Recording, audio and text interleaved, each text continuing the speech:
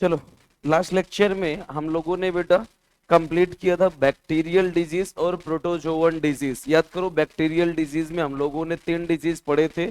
एक आया था हमारा टाइफॉइड, और एक आया था न्यूमोनिया, और एक आया था डिसेंट्री। फिर उसके बाद हम लोगों ने बेटा प्रोटोजोवन डिजीज की बात की। प्रोटोजोवन डिजीज में एक हम लोगों ने मलेरिया की बात की थी, और एक अमीबिक डिसेंट्री जिसको अमीबियासिस नाम देते हैं। याद करो, हम लोगों ने जब प्रोटोजोवन डिजीज में मलेरिया पढ़ा था, तो याद करो मैंने बताया था मलेरिया को काज करने वाला जो पैथोजन है वो होता है प्लाज्मोडियम। प्लाज्मोडियम की 3 स्पीसीज अपने लिए अफेक्टेड होती है बेटा, कौन कौन सी? एक होता है प्लाज्मोडियम वाइवेक्स, एक होती है प्लाज्मोडियम मलेरियाई, और एक होती है प्लाज्मोडियम की फैल्सीपेरम। जो प्लाज्मोडियम फैल्सीपेरम होती है, याद करो मैंने क्या बताया था, ये मैलिग्नेंट मलेरिया काज करते हैं। यानी ये मलेरिया मलेरिया जो होती है हमारे लिए कैसी होती है, ज्यादा हार्मफुल या ज्यादा फैटल होती है। क्लियर?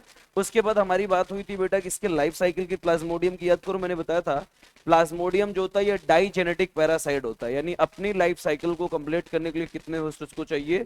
2 होस्ट की रिक्वायरमेंट होती है। एक हमने बताया था जो प्राइमरी होस्ट होगा वो कौन होगा? ह्यूमन होगा, और सेकेंडरी होस्ट अपना कौन होता है? मॉस्किटो होता है।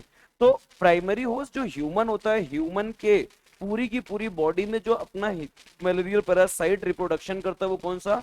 Asexual reproduction. और जबकि मलेरिया पैरासाइट अपना मॉस्किटो में जाके क्या करता है? सेक्सुअल रिप्रोडक्शन करता है। उसके बाद हमारी अमीबिक डिसेंट्री की बात हुई थी, किसके वजह से होता है बेटा? एंट अमीबा हिस्टोलाइटिका की वजह से, जो कि कॉन्टामिनेटेड फूड एंड वाटर की वजह से हमारी बॉडी में आता है। क्लियर? आ जाओ, नेक्स्ट अपन स्टार्ट करेंगे बेटा हेलमेंथ डिजीज। और जो हेलमेंथ डिजीज हमारी होती है, ये भी हेलमेंथ डिजीज हमारी कैसी होती है बेटा? इन्फेक्शियस डिसऑर्डर होती है। और इन्फेक्शियस डिसऑर्डर का मतलब क्या बताया था हमने, कि इसके लिए मोड ऑफ ट्रांसमिशन हर समय प्रेजेंट होना चाहिए। तो एक चीज बताओ, हम लोगों ने अभी तक जितने डिसऑर्डर पढ़े क्या सब में मोड ऑफ ट्रांसमिशन आपको मिला है? चलो, तो सबसे पहली हेलमेंथ डिजीज जो आती है उसको अपन नाम देते हैं एस्केरियासिस। अब याद करो, एस्केरियासिस काज करने वाला कौन होता है बेटा? पैथोजन की बात करो, पैथोजन का नाम बता दो बेटा, कौन होगा पैथोजन अपना? अस्कैरिस। याद करो, पैथोरिस अपना जो अस्कैरिस था ये किसका मेंबर था बेटा? बोलो, याद करो, फाइलम एस्केलमेंथीज। याद आ रहा है? तो ये जो अस्कैरिस होते हैं, याद करो अस्कैरिस को ही हमने नाम दिया था कि इनकी बॉडी जो होती है सर्कुलर होती है क्रॉस सेक्शन में। याद आ रहा है? और जिसकी बॉडी सर्कुलर होती है क्रॉस सेक्शन में, उसी को आपने क्या नाम दिया था? कॉमन राउंड वर्म भी नाम दिया था। इसी को क्या नाम दिए थे अपन? कॉमन राउंड वर्म नाम दिए थे। ये जो कॉमन राउंड वर्म होते हैं बेटा, ये कहाँ के पैरासाइट होते हैं? हमारी बॉडी के इंटेस्टाइन में पाए जाते हैं। इसीलिए इसको आपने क्या नाम दिया था? इंटेस्टाइनल पैरासाइट नाम दिया था। कुछ याद आ रहा है? मैंने बताया था जो अस्कैरिस होते हैं ये हमारे इंटेस्टाइन में बेटा एज अ पैरासाइट रहते हैं। याद करो, हमने बताया था एक होते हैं इंडो पैरासाइट और एक होते हैं एक्सो parasite.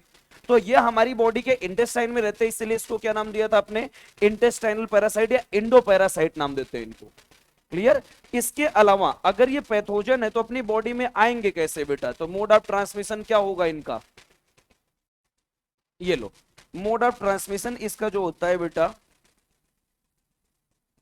egg of parasite excreted along with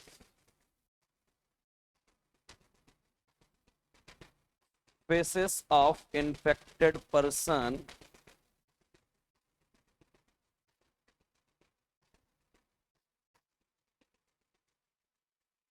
which contaminate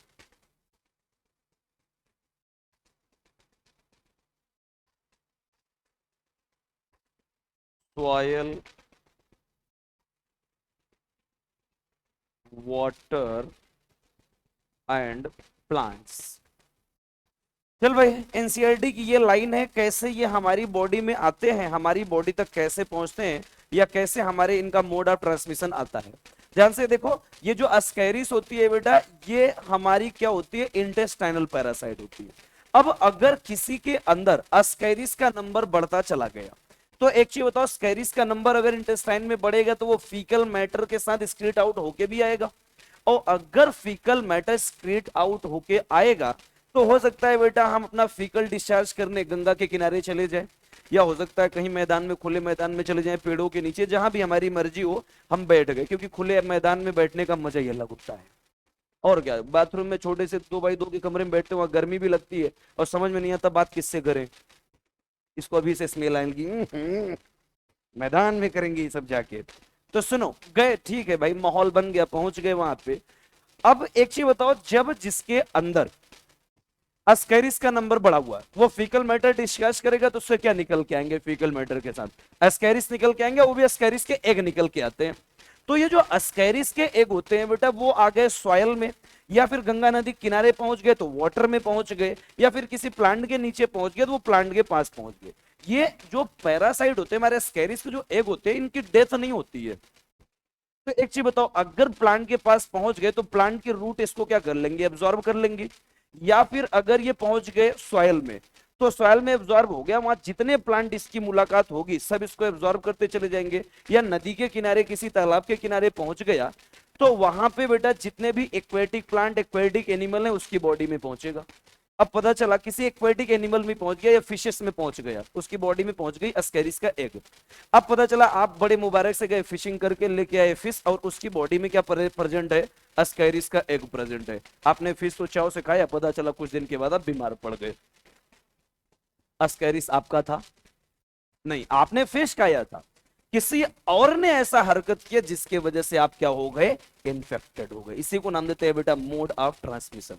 तो जो पैरासाइट हमारे अस्कैरिस का एग हमारी बॉडी से आता है बेटा, या तो सॉइल से आएगा, या वाटर से आएगा, या फिर प्लांट से आएगा। अब इसको शॉर्ट फॉर्म में ये भी बोल सकते हैं कि sir contaminated soil, water, plant से हमारी बॉडी में आएगा। क्लियर? अब हमारी बॉडी में आ गया तो एक चीज बताओ, तो इसके कुछ साइन एंड सिम्टम्स भी देखने को मिलेंगे। जो हमारी बॉडी में आए तो इसके क्या क्या साइन एंड सिम्टम्स देखने को मिलेंगे, समझते हैं। देखो साइन एंड सिम्टम, जैसे ही बेटा स्कैरिस का नंबर हमारी बॉडी में बढ़ने लगेगा, ये क्या करेगी बेटा, हमारी जो इंटेस्टाइन होती है, इंटेस्टाइन की म्यूकोसा को डैमेज करेगी। और जब इंटेस्टाइन की म्यूकोसा डैमेज होगी तो इसकी वजह से आपको क्या देखने को मिलेगा बेटा, इंटरनल ब्लीडिंग देखने को मिलेगी।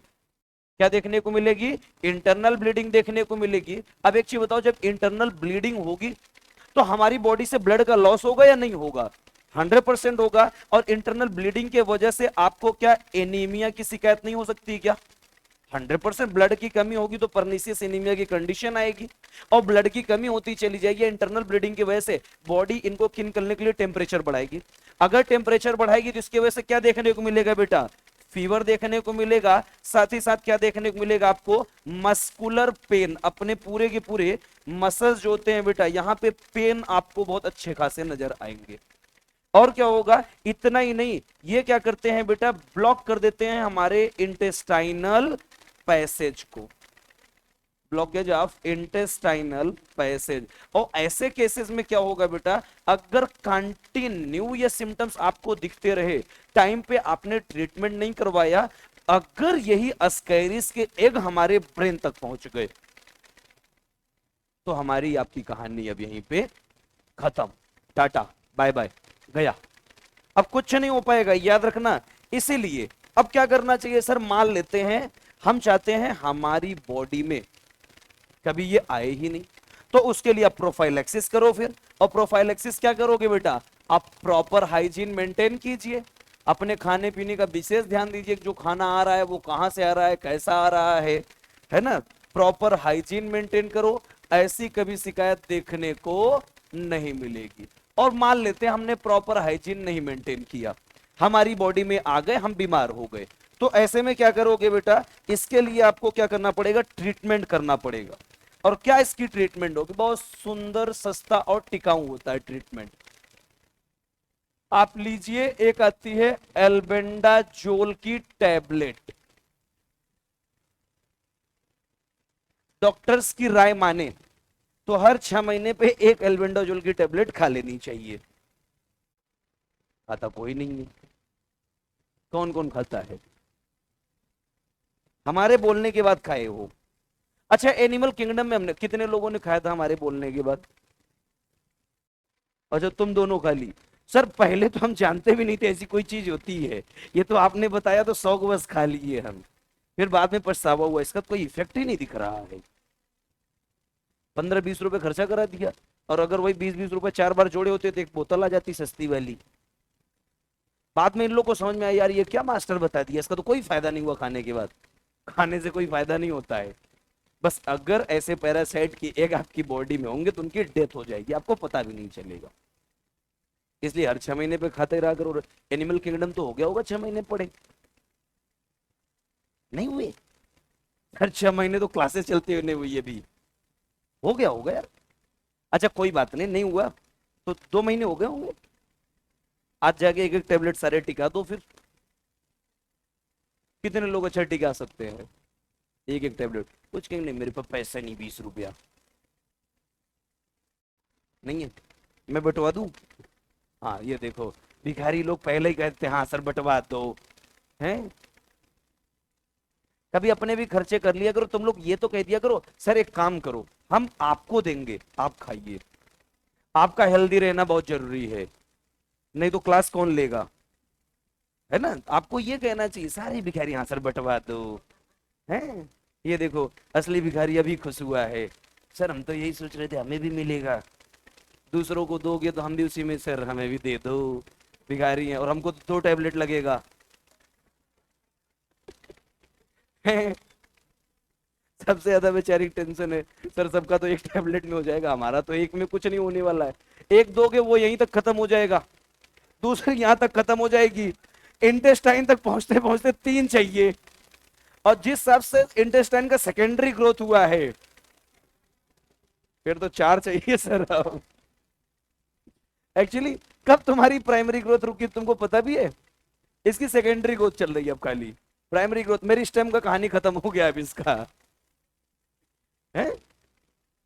कम खाया करो एक टाइम, ठीक है? ये हमेशा शाम को खाते पीते ही आज तक हमें नजर आई है, जब भी मैंने इसको देखा ये कुछ ना कुछ खाते पीते लेके जाती रहती है।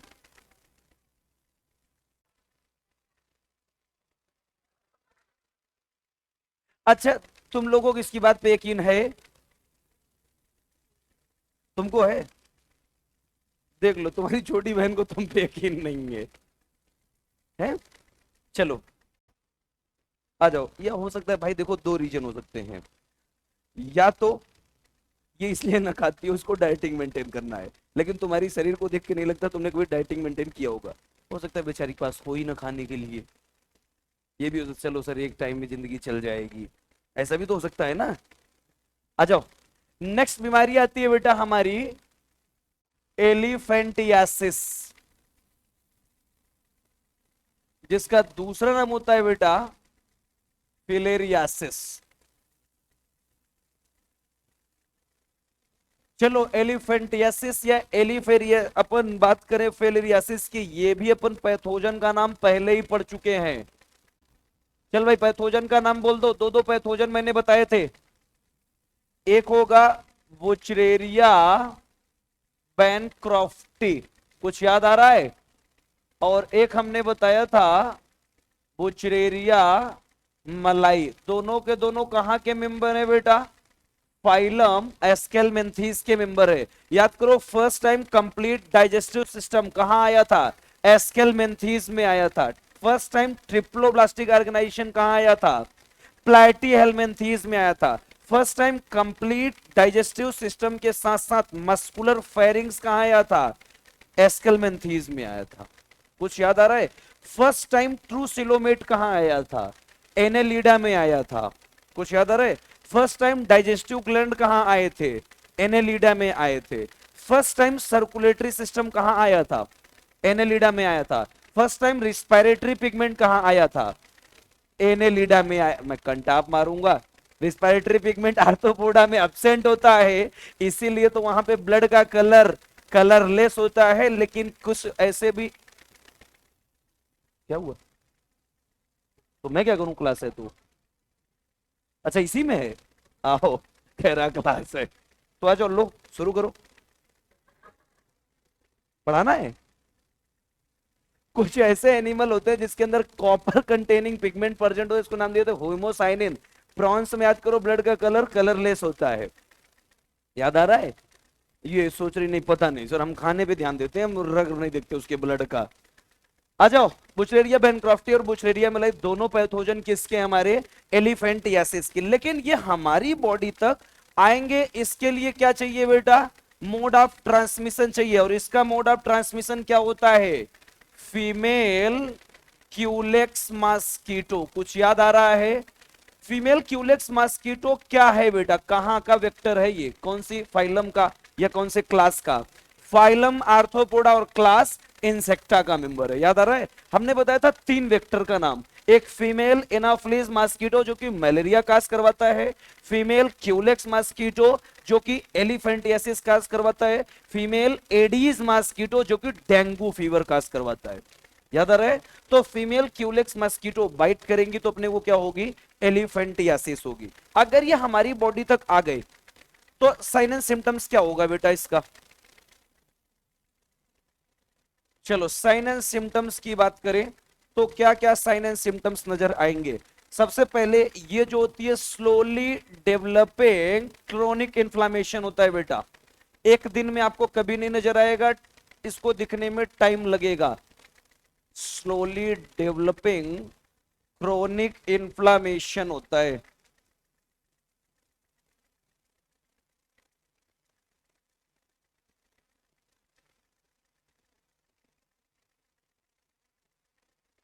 in which they live for many years.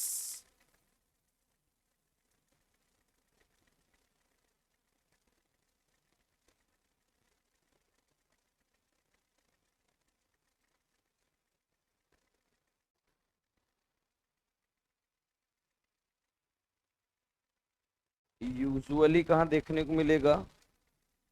Usually lymphatic system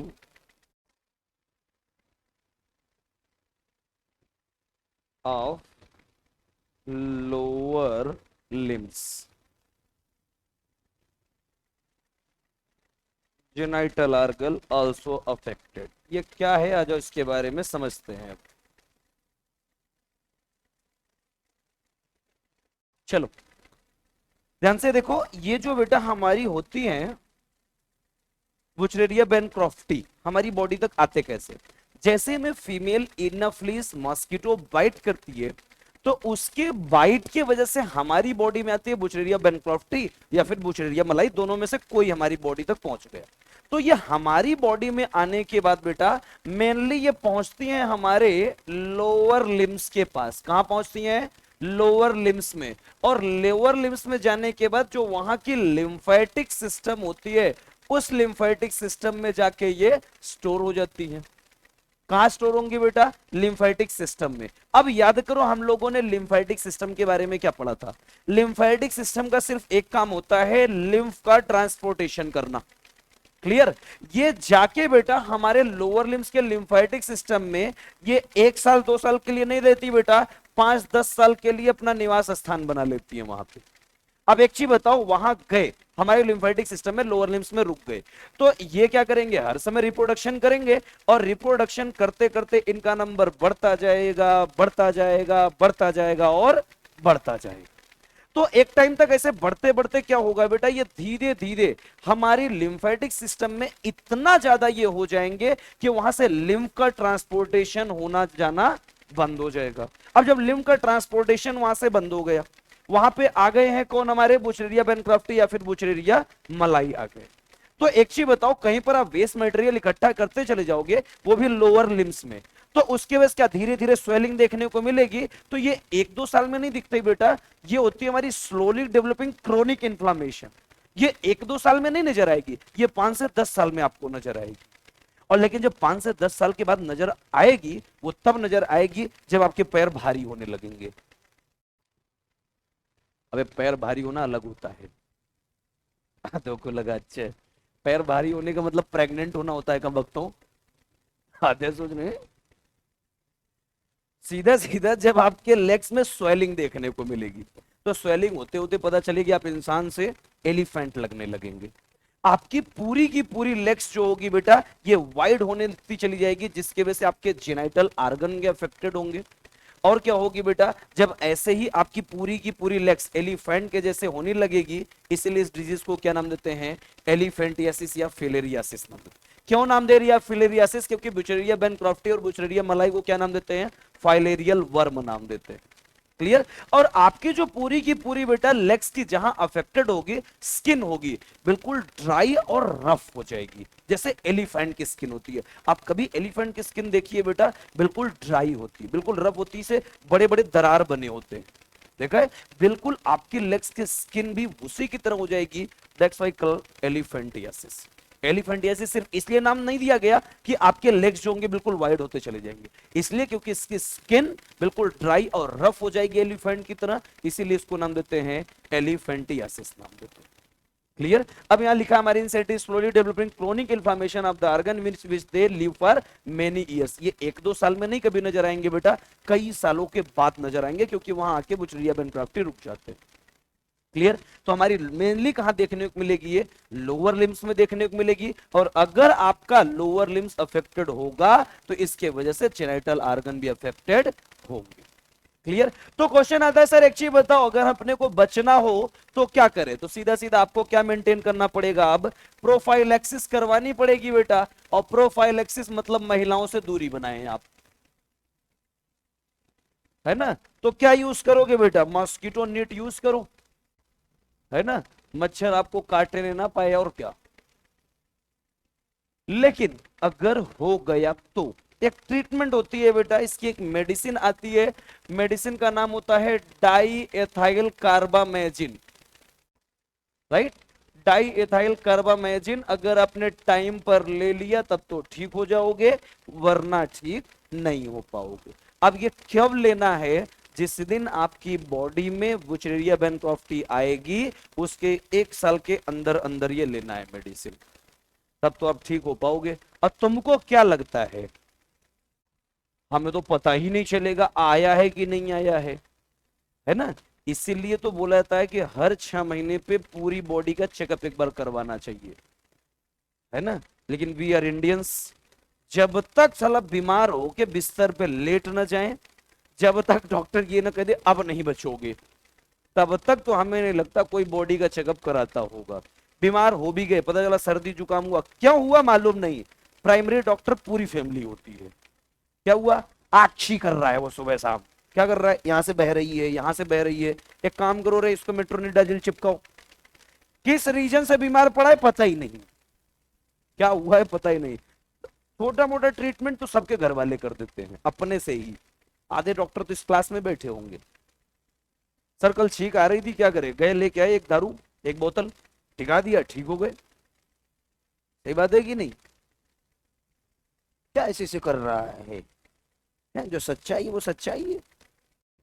आ जाओ, फाइनली अपनी दो ही बेटा हेलमेट डिजीज है, एक है हमारी अस्केरियासिस और दूसरी है एलिफेंटियासिस। नेक्स्ट आती है अब हमारी आखिरी डिजीज, जिसको अपन नाम देते हैं फंगल डिजीज। और ये जो फंगल डिजीज होती है बेटा, फंगल डिजीज में एक ही डिजीज आपके यहां दिया गया है, वो है रिंग वर्म, यानी दांत खाज और खुजली। चल भाई, रिंग वर्म अगर आपने फंजाई पढ़ रखा है प्लांट किंगडम में, तो सबसे पहले आप इसका पैथोजन बता दो। तीन तीन पैथोजन, और तीनों हमारे एनसीईआरटी ने लिख रखा है, नाम बोलो बेटा। एक होता है माइक्रोस्पर्मम, एक होता है ट्राइकोफाइटन, और एक होता है एपिडर्मोफाइटन। एक होता है माइक्रोस्पर्मम, एक होता है ट्राइकोफाइटन, और एक होता है इपीडर्मोफाइटन। ये तीन पैथोजन हैं जो आपके लिए क्या कॉज करेंगे बेटा? रिंग वर्म कॉज करवाएंगे। और अगर ये रिंग वर्म कॉज करवाएंगे तो इनको अपनी बॉडी तक लाने के लिए क्या चाहिए? Mode of transmission. तो इनका जो मोड ऑफ ट्रांसमिशन होगा, या तो बेटा ये सॉयल से आएंगे, या फिर इन्फेक्टेड पर्सन के क्लॉथ से आएंगे, या उसके बेटा कॉम से आएंगे, या उसके यूज किए हुए यूटेंसिल से आएंगे। फ्रॉम सॉयल, या फिर यूजिंग टॉवेल्स, क्लॉथ, या कॉम्ब ऑफ इन्फेक्टेड पर्सन। इसलिए कभी इन्फेक्टेड पर्सन का कोई चीज मत यूज करना, हालांकि ये सब किसी का यूज करना ही नहीं चाहिए। तुम्हें कैसे पता होगा उसको स्किन पे क्या प्रॉब्लम है? क्लियर? ये हमारी बॉडी तक आने के लिए सॉइल से भी आ सकते हैं, या फिर आप किसी इन्फेक्टेड पर्सन का टॉवेल यूज कर रहे हैं, या फिर उसका कॉम्ब यूज कर रहे हैं, या क्लॉथ यूज कर रहे हैं, तब भी ये हमारी बॉडी तक आ सकते हैं। और अगर ये आ गए तो आपको क्या साइन एंड सिम्टम्स देखने को मिलेगा, ये आप भी जानते हो बेटा। मोस्टली एक चीज याद रखना, इनको आने के लिए मोड ऑफ ट्रांसमिशन सबसे बड़ा होता है हीट एंड मॉइस्चर। क्लियर? आप भी जानते हो बेटा, हीट और मॉइस्चर के प्रेजेंस में फंजाई के मेंबर ग्रो करना पसंद करते हैं। अब एक चीज बताओ, हीट एंड मॉइस्चर सबसे ज्यादा देखना, ये गर्मी के दिनों में आपको दांत खास खुजली देखने को मिलेगी। होता क्या है बेटा, जब गर्मी के दिनों पे टेम्परेचर ज्यादा होता है, हीट ज्यादा होती है, इसके वजह से क्या होती है बेटा, अपने को स्वेटिंग बहुत ज्यादा होती है। और ये मोस्टली देखने को मिलते हैं बेटा फोल्ड्स ऑफ स्किन पे। फोल्ड्स ऑफ स्किन का मतलब, जैसे ये देखो, ये क्या है बेटा, स्किन की फोल्डिंग है। यहाँ पे यहाँ की बात करो, ये क्या है, स्किन की फोल्डिंग है। जैसे आप ऐसे करते हो तो नॉर्मल हो जाती है स्किन, लेकिन जब ये ऐसे अटैच हो जाते हैं तो यहाँ स्किन की फोल्ड्स बन जाते हैं, है ना। चाहे अंडर आर्म्स की बात करें या ग्रोइन रीजन की बात करें, सब जगह पे क्या प्रेजेंट है, फोल्ड्स ऑफ स्किन प्रेजेंट है। तो क्या होता है, गर्मी के दिनों में टेम्परेचर बड़ा, स्वेटिंग होगी। तो स्वेटिंग होने के बाद क्या होती है बेटा, कुछ देर के बाद अपन धूप में निकल जाते हैं, हो सकता है पसीने सूख भी जाएं, लेकिन जो फोल्ड्स ऑफ स्किन होती है यहाँ से पूरी तरह से बेटा स्वेटिंग सूख नहीं पाती है, यहाँ मॉइस्चर प्रेजेंट होता है। हीट ऊपर से मिल रही है, मॉइस्चर यहाँ प्रेजेंट है। तो एक चीज बताओ, फंगस ग्रो करेंगे कि नहीं ग्रो करेंगे? 100% करेंगे, क्योंकि उनके लिए सुटेबल एनवायरमेंट मिल रहा है, और सुटेबल एनवायरमेंट मिल गया तो वो ग्रो करेंगे 100%। और जैसे ही ग्रो करेंगे वो क्या करेंगे बेटा, यहाँ से ग्लाइकोजन यूज करना शुरू कर देते हैं। यहां से क्या यूज करेंगे, ग्लाइकोजन। आपके स्किन से ग्लाइकोजन कोई अगर यूज करेगा, सोचो कितना अच्छा लगेगा आपको, मजा आएगा। अरे कोई आपकी स्किन को खाने की कोशिश कर रहा है तो आपको अच्छा लगेगा। देखना बेटा, इंटेंस एचिंग देखने को मिलेगी, हम खड़े रहेंगे यार, शुरू हो जाएंगे सुबह शाम, पता नहीं कहां कहां खुजाना शुरू कर देंगे, है ना। तो ऐसी खुजली से, दांत का खुजली से बचना है तो आप कोशिश कीजिए प्रॉपर हाइजीन मेंटेन कीजिए, जिसके वजह से ऐसे सिम्टम्स आपको कभी देखने को नहीं मिलेंगे। अगर हमारी बॉडी तक ये आ गए तो क्या आपको साइन एंड सिम्टम्स देखने को मिलेगा? साइन एंड सिम्टम्स में मोस्टली ये कहां देखने को मिलेंगे बेटा, हमारे ड्राई स्किन, पूरी की पूरी जहां ये मिलेंगे, ड्राई एंड स्केली लेसन्स हो जाएगा बेटा स्किन पर, dry and scaly lessons on folds of skin। और फोल्ड्स ऑफ स्किन क्या क्या हो सकता है बेटा, ग्रोइन रीजन हो सकती है, बिटवीन टोज हो सकता है ना। और क्या देखने को मिलेगा बेटा, हमारे स्काल पे भी ये देखने को मिलेगा, नेल्स पर भी ये देखने को मिलेगा, स्किन पर भी देखने को मिलेगा। ये हर जगह पे आके क्या करवाएंगे बेटा, हमारी बॉडी में इंटेंस ईचिंग करवाएंगे। मतलब ऐसी खुजली होगी कि आपको खुजाना ही पड़ेगा, आप कंट्रोल नहीं कर पाओगे, बहुत ज्यादा खुजली होती है ना। तो ऐसे में सर क्या करें, इनसे बचने का कोई उपाय बताइए। प्रॉपर हाइजीन आप मेंटेन कीजिए, कभी जिंदगी में ये बीमारी नहीं होगी। प्रॉपर हाइजीन का मतलब अपना साफ सफाई रखिए, नहाने धोने पे विशेष फोकस कीजिए। ये नहीं कि हफ्ते में एक दिन नहा लिया काम चल रहा है ना। मैं ये भी जानता हूं, जिस लाइफ में तुम बैठे हुए हो ना, 90% हफ्ते में एक दिन या 2 दिन नहाते हैं यहाँ पे, है ना। और एक चीज मैं बता दूं, जितने लोग कहते हैं नहीं नहीं नहीं मैं ऐसा नहीं करता, ये तो महीने वाले होते हैं रे। हकीकत बात, ये तो महीने में एक दिन वाले होते हैं, हकीकत बात है। देख लो इसको, ये अभी भी आंख ऐसे ऐसे पहुंच रहा है। सब जान तो नहीं गए आप कि मैं पिछले 6 महीने से नहाया नहीं हूँ, है ना। डेली नहाया करो, कोशिश करो गर्मी के दिनों में कम से कम 2 टाइम नहाया करो, है ना। कर 2 टाइम, एक टाइम नहाते नहीं, 2 टाइम बात कर रहे हो आप, ये कौन ऐसी बदतमीजी कौन करता है। चलो नहाया धोया करो, नहीं पक्का एक दिन रात का खुजली हो जाएगी, अगल बगल वाले सीट भी नहीं देंगे, कुछ कहेंगे बड़ी अच्छी बात है, आगे आगे बैठ के बस शुरू कर देंगे ऐसे ऐसे हम। कोई कहेगा क्या हुआ, कुछ नहीं दांत का खुजली हुई है, खुद उठ के चला जाएगा पीछे। अरे इसीलिए तुम तीनों ऐसे बैठते हो क्या, दूर दूर बैठते हो? हाँ तो इसीलिए तो आगे हमेशा बैठते हो, क्योंकि यहाँ कोई बैठता भी नहीं होगा। ऐसा भी देखो, एक सीट पे एक जन, क्योंकि पूरे मोहल्ले को पता है ये लोग पिछले 6 महीने से नहीं नहाए हैं। आ जाओ, प्रोफाइल एक्सिस बता दो बेटा। है प्रॉपर हाइजीन। और अगर फिर भी हो गया तो तब क्या करोगे? हैं?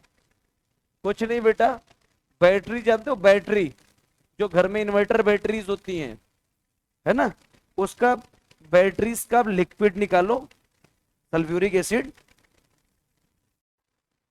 गिरा दो, उतना दूर का स्किन ही नहीं रहेगा तो फंगस कहां से रहेंगे? सबसे अच्छा होता है। ट्राई किया कभी? सुने हो ना? तू ट्राई कर एक दिन अपने ऊपर। अब ऐसी गलती से भी मत करना, ठीक है? नहीं उतने दूर का स्किन गायब हो गया, और वो भी सच का। अगर सल्फ्यूरिक एसिड भी ढंग वाला रहा ना, बहुत अच्छे क्वालिटी का, तो यहाँ की इस तरफ से इस तरफ छेद बना देगा वो, है ना? इसलिए ऐसी गलती कभी मत करना। हाँ, ट्रीटमेंट के लिए ड्रग्स आती है जिसको अपन नाम देते हैं एंटी फंगल ड्रग्स, जिसको नाम देते हैं फ्लूकोनाजोल या फ्लूका 20 करके आती है। आप इसको खाइए, कभी ऐसी चीज आपको देखने को नहीं मिली। क्लियर? हालांकि अगर आप प्रॉपर हाइजीन मेंटेन कर रहे हैं तो जिंदगी में ये बीमारी आपकी बॉडी पे देखने को नहीं मिली। फाइनली हमारे इन्फेक्शियस डिजीज जितने छोटे मोटे थे सारे के सारे फिनिश। आ जाओ, नेक्स्ट अपनी बीमारी आती है बेटा अब एड्स। हाँ, ये जिन लोग ओ कर रहे हैं, याद रखना तुम्हारी लाइफ वैसे भी अब खत्म हो चुकी है, क्योंकि तुम अफेक्टेड हो चुके हो। अब इसका ट्रीटमेंट नहीं है। चलो हम भगवान से दुआ करेंगे कि आप लोग बड़ी लाइफ पाए, जितने लोग अफेक्टेड बैठे हुए हैं। ठीक है, करे ओ। चल भाई, एड्स का पूरा नाम बोलो। ओ हो, ये तो सबको पता है, एक्वायर्ड इम्यूनो डिफिशियंसी सिंड्रोम, यही होता है। चल भाई आ जाओ, इसके पूरे नाम को पकड़ो, आंसर इसी में सब कुछ लिखा हुआ है बेटा। Acquired immuno deficiency syndrome. Acquired का मतलब बाई बर्थ या after the birth? After the birth. याद करो, हम लोगों ने इम्यूनो डिफिशियंसी डिसऑर्डर दो टाइप के पढ़े थे, प्राइमरी या कंजेनाइटल, दूसरा पढ़ा था सेकेंडरी या एक्वायर्ड। प्राइमरी या कॉन्जेनाइटल मैंने बताया था जिसमें बी एंड टी लिम्फोसाइट का मैच्योरेशन नहीं हो पाता, क्योंकि एडेनोसिन डी एमिलेज में म्यूटेशन हो जाता है, जिसके वजह से एग्जांपल था SCID, severe combined immuno deficiency. और हमने बताया था सेकेंडरी या एक्वायर्ड जो होता है वो क्या होता है बेटा, ये अपन नेचर में आने के बाद एडॉप्ट करते हैं इसको, इसीलिए हम एक्वायर्ड। इम्यूनो डिफिशियंसी, आपकी इम्यून सिस्टम क्या हो जाएगी बेटा, डिफिशियंट हो जाएगी। सिंड्रोम, सिंड्रोम का मतलब होता है बेटा ग्रुप ऑफ सिम्टम। एक दो सिम्टम्स इसकी बॉडी में आपके नहीं आएंगे बेटा, बल्क में इसके सिम्टम्स अपनी बॉडी को देखने को मिलेंगे, इसलिए नाम है एक्वायर्ड इम्यूनो डिफिशियंसी सिंड्रोम। याद करो मैंने क्या बताया था, एड्स की वजह से कोई कभी नहीं मरता, राइट? इसमें क्या होगा बेटा, ग्रुप ऑफ डिजीज होती चली जाएगी, एक नहीं बेटा कई सारी बीमारियां अपनी बॉडी में लॉन्च हो जाती हैं, जिसके वजह से इंसान की क्या हो जाती है, डेथ हो जाती है। इसीलिए इसको नाम है बेटा सिंड्रोम। क्लियर? अब याद करो हमने क्या बताया था, ये जो बेटा एड्स का पेशेंट होगा, जितने भी एड्स के पेशेंट होते हैं, लाइफ लॉन्ग के लिए उनकी इम्यूनिटी क्या हो जाती है, वीक हो जाती है। और अगर इम्यूनिटी वीक हो गई तो क्या आप सरवाइव कर पाओगे? नहीं कर पाएंगे बेटा। इसी को अपन एक और नाम देते हैं, ऑल्सो कॉल्ड स्लिम डिजीज। क्यों नाम देते हैं बेटा स्लिम डिजीज? क्योंकि ऐसे केसेस में पेशेंट का वेट लॉस बहुत तेजी से होता है, और वेट लॉस होगा तो धीरे धीरे इंसान एकदम दुबला पतला होता चला जाता है, इसलिए इसको क्या नाम देते हैं, स्लिम डिजीज नाम देते हैं बेटा। क्लियर? और ये प्राइमरी नहीं होती है बेटा, कैसी होती है हमारी, सेकेंडरी होती है। याद करो, ये नॉट अ कंजेनाइटल डिजीज, ये क्या होती है बेटा, एक्वायर्ड डिजीज होती है, यानी सेकेंडरी होती है। और अगर इसको बात करें सबसे पहले कहां देखा गया था बेटा, सबसे पहले इसको देखा गया था बेटा यूएसए में, फर्स्ट रिपोर्टेड इन यूएसए, वो भी कब, 1981 में देखा गया था। अगर अपने इंडिया की बात करें तो इंडिया में ये फर्स्ट टाइम देखा गया था 1986 में, वो भी कहां पे बेटा, चेन्नई में ये देखा गया था अपने। क्लियर। अब ऐसा नहीं है कि पहले एड्स बीमारी नहीं हुआ करती थी 1981 से पहले, पहले भी थी, लेकिन लोगों को पता ही नहीं था इसके बारे में। क्लियर। आ जाओ। अब अगर इसकी बात करें बेटा, तो पूरे वर्ल्ड के लिए आज बेटा हानिकारक बना हुआ है, और मोर देन बेटा 25 मिलियन लोग आज तक इसके वजह से मर चुके हैं। गेस करके देखो, मोर देन 25 मिलियंस लोगों की डेथ की वजह कौन बनी है? हमारी एड्स बनी हुई है। आपको क्या लग रहा है ये नॉर्मल डिजीज है बेटा? ये बहुत ही एबनॉर्मल डिजीज होती है। किसके वजह से काज होगा बेटा? ये ह्यूमन इम्यूनो डिफिशियंसी वायरस, ये तो होता है ना। ह्यूमन इम्यूनो डिफिशियंसी वायरस क्या करवाता है? हमारा एड्स करवाता है। तो ये क्या वायरल डिजीज हुई हमारी। अब ये जो वायरल डिजीज होती है, इसकी खासियत होती है बेटा, इसमें जो वायरस अपन नामते हैं ना ह्यूमन इम्यूनो डिफिशियंसी वायरस, ये कोई एक वायरस नहीं होते बेटा, ये क्या होते हैं बेटा? ग्रुप ऑफ वायरस होते हैं। ये क्या होते हैं? ग्रुप ऑफ वायरस होते हैं। इसीलिए इनको क्या नाम देते हो आप? रेट्रो वायरस नाम देते हैं। याद करो, एक हम लोगों ने पढ़ा था राइनो वायरस। जो common cold group of virus मिलके हमें कॉमन कोल्ड करवाते हैं वो होते हैं राइनो वायरस। लेकिन जो ग्रुप ऑफ वायरस मिलके क्या करवाते हैं बेटा? एड्स करवाते हैं, उनको अपन क्या नाम देते हैं? रेट्रो वायरस नाम देते हैं। ये जो रेट्रो वायरस होती है, इसकी जो सबसे फियर्ड प्रॉपर्टी होती है, जो सबसे खतरनाक प्रॉपर्टी होती है बेटा, सारे के सारे जो हमारे वायरस होते हैं, इनके अंदर जो आरएनए होता है वो होता है सिंगल स्टैंडर्ड आरएनए। क्या होता है? Single standard RNA. तो इसके अंदर भी क्या होगा बेटा? सिंगल स्टैंडर्ड आरएनए होगा। लेकिन इनकी एक सबसे बड़ी कमी होती है कि ये इसी सिंगल स्टैंडर्ड आरएनए को किस में कन्वर्ट कर देते हैं बेटा? डबल स्टैंडर्ड डीएनए में कन्वर्ट कर देते हैं। और जब single standard double standard DNA में कन्वर्ट होता है, ये किस एंजाइम के हेल्प से होता है? रिवर्स ट्रांसक्रिप्टेज एंजाइम के हेल्प से होता है।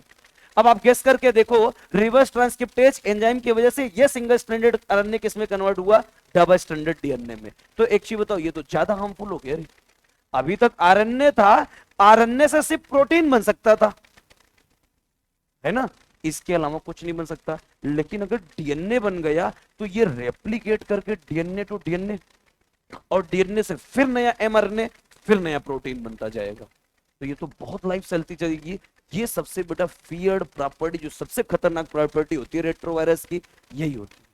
ये सिंगल स्टैंडर्ड आरएनए को डबल स्टैंडर्ड डीएनए में ये कन्वर्ट करते हैं, किसके हेल्प से? रिवर्स ट्रांसक्रिप्टेज एंजाइम की हेल्प से। और ये जो रिवर्स ट्रांसक्रिप्टेज एंजाइम होता है ना, ये इनकी खुद की बॉडी के होता है, ये दूसरी की बॉडी का नहीं होता। क्लियर। अब ये कैसे वर्क करेंगे, आ जाओ समझते हैं।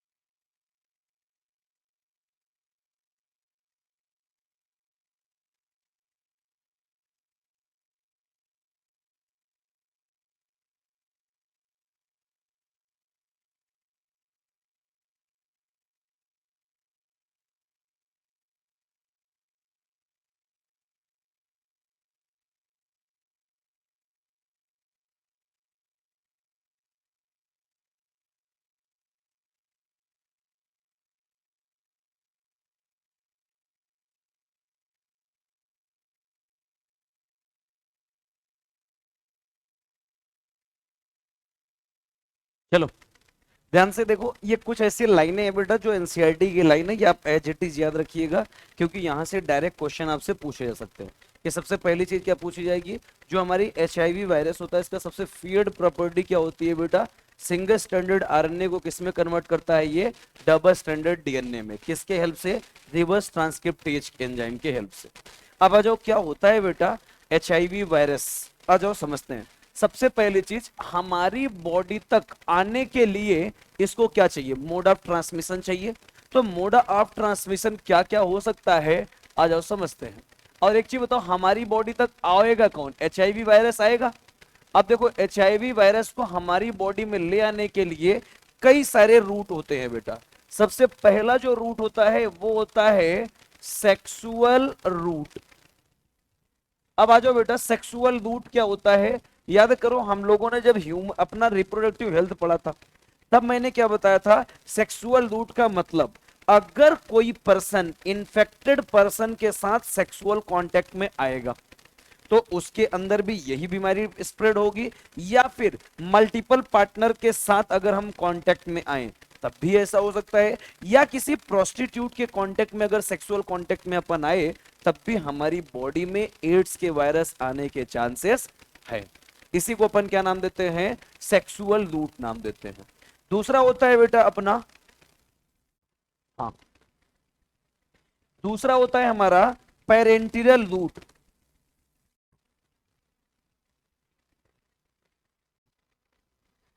आ जाओ, देखो पहला रूट मैंने बताया सेक्सुअल रूट होता है, दूसरा होता है बेटा हमारा पेरेंटियल रूट। अब ये एक चीज याद रखना, ये पेरेंट से नहीं आएगा पेरेंटियल रूट, पता चले हमारे माँ बाप बीमार है तो हमारे अंदर आ गया। पेरेंटियल रूट का मतलब होता है बेटा आप ब्लड या ब्लड के प्रोडक्ट को किसी की बॉडी में ट्रांसफ्यूज कीजिए, वो भी वो इन्फेक्टेड होना चाहिए। अब एक चीज बताओ, आप किसी को गए ब्लड डोनेट करने, मान लो अपना ये गया ब्लड डोनेट करने, है ना, ये जिसको ब्लड दे देगा उसकी जिंदगी तहस नहस है क्या बे, हमको क्या पता, तू नहीं जानेगा तो कौन जानेगा। अगर मान लो कोई इन्फेक्टेड पर्सन या एड्स का इन्फेक्टेड पर्सन है वो किसी को ब्लड डोनेट करे, आपको क्या लग रहा है बहुत अच्छा काम है, नहीं बेटा, वो अपनी जिंदगी के साथ साथ दूसरों की बैंड बजा रहा है। या ब्लड के प्रोडक्ट ट्रांसफ्यूज करवाओ, आप किसी को बेटा सीरम दे दीजिए या किसी को प्लेटलेट्स दे दीजिए, डोनेट कीजिए, तो वो भी तो इन्फेक्टेड ही है। वो जिस पर्सन के पास जाएगा वो सारे के सारे बेटा उनकी हिसाब किताब फाइनल होती चली जाएगी। और या फिर आप क्या करवाइए बेटा, शेयरिंग ऑफ निडल्स, अगर आप ड्रग्स लेते हैं वो भी इंट्राविनस फॉर्म में, आप लीजिए थोड़ा सा अपने अंदर इंजेक्ट कीजिए, पड़ोसी को ये ले तो भी एक डोज ले ले, फिर पड़ोसी लिए एक डोज वो भी लिया, तो ये क्या होगा बेटा, निडल जो शेयर कर रहे हो उसके कांटेक्ट में क्या ब्लड नहीं है, इंट्रावीनस जितने भी इंजेक्शन होते हैं सब आपके ब्लड के कांटेक्ट में जाते हैं, तो भी अभी हो सकता है। या फिर आप चले गए किसी सैलून में क्या करवाने, शेविंग करवाने, आपको क्या लगता है जो शेविंग उसकी मशीन होती है उसको क्या बहुत साफ सफाई से रखता है वो, दूसरे का बनाया उसी से तुम्हारा भी चिपका दिया, ये ले। तो ऐसे में क्या हुआ बेटा, ब्लड तो हमारा कांटेक्ट में आएगा ना किसी इन्फेक्टेड पर्सन के, या फिर हमारा बेटा कोई सर्जिकल इंस्ट्रूमेंट हो, है ना। डॉक्टर क्या होता है बेटा, जो हमारे थ्रोट देखते हैं वो क्या करते हैं बेटा, मुंह में घुसाड़ के ऐसे टंग को नीचे की तरफ दबाते हैं। तो आपका क्या हुआ बेटा, स्टेरलाइज किए बिना अगर आपके कांटेक्ट में आए ये सब, तो ये क्या करेंगे, आपको इन्फेक्ट करेंगे कि नहीं करेंगे। या फिर आप टैटू बनवाने चले गए, बहुत शौकीन होते हैं, तो आपको क्या लगता है जो टैटू की निडल होती है वो सबके लिए अलग अलग चेंज करते हैं क्या, एक बार उन्होंने लगा दिया उससे कम 30 से 40 लोगों का बना देते हैं, फिर उसके बाद अब जब तक वो खराब नहीं होगी तब तक दूसरा लगाएंगे नहीं। तुमको अगर लगेगा, तुम कहो कि हमारे लिए नहीं लगाओ, वो तो नहीं लगाएंगे, वो कहेंगे एक्स्ट्रा पैसा लगेगा उसका तब तो ऐसे केसेस में क्या होंगे बेटा, एड्स तो ट्रांसमिट होगी ही होगी। क्लियर है, इसी को क्या नाम देते हो आप, पेरेंटियल रूट नाम देते हैं। और दूसरा एक रूट होता है बेटा जिसको अपन नाम देते हैं ट्रांसप्लेसेंटल रूट। अब ये ट्रांसप्लेसेंटल रूट क्या होता है, देखो अगर कोई मदर इन्फेक्टेड है तो उससे किस में जाएगा बेटा, फीटस में जाएगा, इन्फेक्टेड मदर टू फीटस, किसके थ्रू जाएगा बेटा, प्लेसेंटा को क्रॉस करके जाएगा या नहीं जाएगा, 100% जाएगा। आईजीजी एंटीबॉडी याद करो, क्लियर। और या तो कोई इन्फेक्टेड मदर टू इन्फेंट्स जाए, और अगर इन्फेक्टेड मदर से इन्फेंट्स में जाएगी तो कौन सा मेथड हो सकता है जाने का? एक ही मेथड है बेटा, वो है अपना कोलोस्ट्रम। यानी कि बच्चा पैदा हो चुका है। अब देखो क्वेश्चन आएगा, सर एक चीज बताओ, आपने कहा इन्फेक्टेड मदर से फीटस में जा सकता है या इन्फेक्टेड मदर से इन्फेंट में जा सकता है? तो जो मदर इन्फेक्टेड होगी वहां तो जो इन्फेंट आएगा उसके फीटस में ऑलरेडी ये कैरेक्टर देखने को मिलेगा।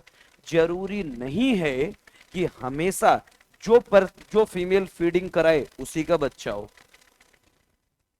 जरूरी नहीं है। हो सकता है दो लेडीज हो, दोनों अभी नेवली बेबी को जन्म दी हो और गलती से एक मदर ना हो तो उन्होंने बोल दिया थोड़ा सा हमारे बच्चे को फीडिंग करा देना, और जिस बच्चे को बोला वो ऑलरेडी इन्फेक्टेड है, तो उसका बच्चा तो इन्फेक्टेड है ही, लेकिन जो फीड करेगा बच्चा वो भी क्या हो जाएगा? इन्फेक्टेड हो जाएगा। क्लियर? अगर इन्फेक्टेड मदर है तो उसका फीटस तो इन्फेक्टेड होगा ही होगा, तो उस बच्चे को कोई दिक्कत नहीं है। अगर किसी और बच्चे को उसने फीडिंग करा दिया तो कोलोस्ट्रम से उसकी बॉडी में क्या पहुंच जाएगा? IgA antibody. क्लियर? तो ये भी क्या हो जाएगा बेटा? इन्फेक्टेड हो जाएगा। जरूरी नहीं है एड्स हमारी गलती से हम अनफेक्टेड हो, हम दूसरों की गलती से भी इन्फेक्टेड हो सकते हैं। क्लियर है? ये होती है बेटा हमारी ट्रांसमिशन। अब देखो किस मिसकॉन्सेप्शन होते हैं, दुनिया वालों ने एक रूल बना रखा है कि एड्स कैसे कैसे स्प्रेड हो सकता है। हमारी एनसीईआरटी लिखती है मिसकॉन्सेप्शन से बचिए आप। ठीक है? पहली चीज, किसी को छूने से एड्स कभी ट्रांसमिट नहीं होती। हमारी एनसीईआरटी लिखती है does not transmit with मियर touch. अगर आपने किसी को टच कर लिया तो एड्स सबके अंदर अंदर आएगा? नहीं, कभी नहीं हो सकता। किसी के फिजिकल कांटेक्ट में चले गए, आप उसके साथ बैठे हैं या फिर हग कर रहे हैं या किस कर रहे हैं या फिर शेकिंग हैंड, आप हाथ मिला रहे हैं या फिर उसके साथ आप शेयरिंग ऑफ मील्स, आप खाना शेयर करके खा रहे हैं, तो ऐसे केसेस में भी एड्स का ट्रांसमिशन नहीं होगा। क्लियर है? अगर आप किसी को गले लगे, भाई एड्स के पेशेंट इसके गले लगेंगे, हम भी एड्स के पेशेंट, कभी नहीं। हाथ मिलाओ, कभी कोई फर्क नहीं पड़ने वाला है। उसके साथ अब खाना शेयर करके खाओ, कोई दिक्कत नहीं है बेटा। क्लियर है? किस करो, कभी कुछ नहीं होगा। राइट? इवन मॉस्किटो अगर आपको बाइट करे तब भी एड्स का ट्रांसमिशन नहीं होता बेटा, कभी बाइट नहीं होता, कभी नहीं होगा। और इतना ही नहीं, हो सकता है आपके सामने एड्स का पेशेंट छींक दे, स्नीजिंग कर दे, तब भी आप इन्फेक्टेड नहीं होंगे। हो सकता है आपके पास सामने खांस के चला जाए बेटा, कफिंग करके चला जाए, तब भी एयर ड्रॉपलेट से हमारे अंदर ट्रांसमिशन नहीं होगा। इवन एड्स के पेशेंट को आप देख रहे हैं तब भी आपको एड्स नहीं होगा। मैं भी तो देख रहा हूं ना, सही बात है कि नहीं? मैंने तुम्हारी बात नहीं की है। देखो एक बैठा हुआ है, कहां से बनाया ये वीडियो तू जो भेजा था हमको? ये बदतमीज क्लिप रिकॉर्ड करता है क्लास का। कैसे करते हो? वो तो रिकॉर्डिंग की सुविधा है नहीं अपने ऐप में। चलो भाई, हमारा अजीब बदतमीज है ये। ये हमको क्लिप भेजा, वो जो उस दिन हमने मॉस्किटो वाली शायरी सुनाई थी ना, ये हमको भेजा। हमने कहा ये बड़ी बदतमीज बच्चा है ये, है? और इवन इसने ग्रुप में शेयर कर दिया। हमें लगता है जितने उस ग्रुप में होंगे सबके पास पहुंच गया होगा। आ गया ना? एक्चुअली इसका टारगेट ये नहीं था कि हम सर को पॉपुलर करेंगे, ये हम भी जानते हैं। इसका एक ही टारगेट होता है, इसका चैनल ग्रोथ करे। इसीलिए ऐसा करता है। ये मेरी वीडियो डालता है, इसको पता है अगर ये खुद की वीडियो डाला, जो 5-6 सब्सक्राइबर है वो भी अनसब्सक्राइब करके ब्लॉक कर देंगे इसको। नहीं, कॉपीराइट क्लेम नहीं, तो कुछ इनकम हुआ अभी तक में, है ना? ये हमारी वीडियो डालता है, ठीक है, मैं शेयर कर दूंगा आगे। पर्पस इसका यही रहता है मेरे को भेजने का। ठीक है, मैं शेयर कर दूंगा। ठीक है, मैं शेयर कर दूंगा। हो सकता है बेचारे का घर बस जाए अपना, है ना? चलो आ जाओ बेटा, नेक्स्ट अपन देखेंगे स्ट्रक्चर ऑफ HIV। देखो मिसकॉन्सेप्शन से आपको बचना है, मैंने पहले ही बता दिया। हमें बीमारी से लड़ना है, बीमार से नहीं, है ना? आ जाओ, स्ट्रक्चर ऑफ HIV की बात करें, ध्यान से देखो। जब आपने बेटा वायरस पढ़ा होगा बायोलॉजिकल क्लासिफिकेशन में, तो आपको एक चीज पता होगा कि जो वायरस होता है बेटा, इसके पूरे के पूरे स्ट्रक्चर में दो दो चीजें आपको देखने को मिलती हैं। एक देखने को मिलता है इसका इनवेलप, और एक इसका होता है कोर, या जिसको अपन नाम देते हैं बेटा कैप्सिड, जिसको प्रोटीन कोड भी नाम देते हैं। अगर इन्वेलप की बात करें तो जो एचआईवी की इन्वेलप होती है ये तीन तीन चीजों से मिलकर बनी होती है बेटा। एक तो बनी होती है ग्लाइकोप्रोटीन 120 मॉलिक्यूल से मिलकर, एक बनी होती है ग्लाइकोप्रोटीन 41 मॉलिक्यूल से मिलकर, और साथ ही साथ यहां पे प्रेजेंट होती है बेटा थिक लिपिड बाइलेयर। ये तीन तीन चीजें प्रेजेंट होती हैं बेटा। क्या क्या प्रेजेंट है? एक ग्लाइकोप्रोटीन 120 मॉलिक्यूल, ग्लाइकोप्रोटीन 41 मॉलिक्यूल, और एक थिक लिपिड बाइलेयर प्रेजेंट है। एक चीज हमेशा याद रखना कि जो वायरस होती है इसके पास लिपिड बाइलेयर जो हम बोलते हैं, ये इसकी खुद की लिपिड लेयर नहीं होती। ये जब हमारी बॉडी में इंटर करता है तब इसके पास लिपिड बाइलेयर आती है, वरना नहीं आती। आपने पढ़ा होगा कि जो वायरस होता है बेटा, ये क्या होता है, लिविंग और नॉन लिविंग के बीच का क्या होता है, ये हमारा कनेक्टिंग लिंक होता है। ना तो ये लिविंग है ना तो नॉन लिविंग है, सिर्फ इसके पास अपना खुद का सेल वॉल प्रेजेंट है, और खुद का क्या प्रेजेंट है बेटा, जेनेटिक मटेरियल प्रेजेंट है। यही तो पढ़े हो ना कि खुद का सर जेनेटिक मटेरियल है और खुद का इसका सेल वॉल है। लेकिन जो इसको जिंदा रहने के लिए cell membrane thick lipid bilayer चाहिए, जो इसको खुद का साइटोप्लाज्म चाहिए, वो कुछ भी नहीं है। और जब कुछ भी नहीं, क्या सरवाइव कर पाएगा? क्या नहीं कर पाएगा। जैसे ही हमारी बॉडी के कांटेक्ट में आता है, हमारी बॉडी से क्या लेता है बेटा, लिपिड लेता है, और दो दो लेयर बनाता है, बिल्कुल मोटी सी लेयर जिसको अपन नाम देते हैं थिक लिपिड बाइलेयर। याद रखना ये वायरस का खुद नहीं होता, ये किसका होता है बेटा, हमारा होता है। क्लियर?